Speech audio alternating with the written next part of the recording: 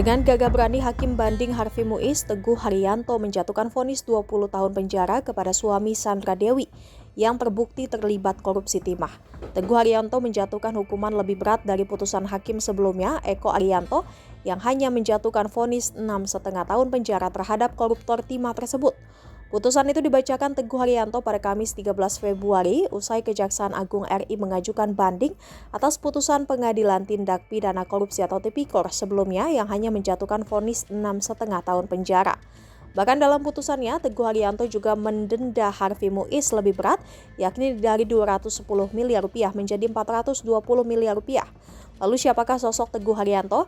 Teguh Haryanto ternyata dikenal sebagai sosok hakim yang lurus dan nyentrik. Sejumlah koruptor kelas kakap mati kutu setiap berhadapan dengan Teguh Haryanto. Misal saja Urip Tri Gunawan, jaksa yang terlibat kasus suap penyelesaian bantuan likuiditas Bank Indonesia atau BLBI oleh Artalita Suryani atau Ain yang kena vonis 20 tahun penjara oleh Teguh Haryanto. Bahkan vonis tersebut disebut-sebut sebagai rekor tertinggi vonis koruptor saat itu yang pernah dijatuhi di Indonesia.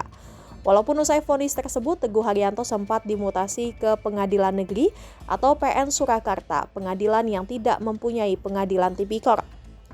Meski sudah memiliki jabatan mentereng, di tahun 2008 Teguh Haryanto masih menggunakan transportasi umum ke pengadilan tempatnya bekerja.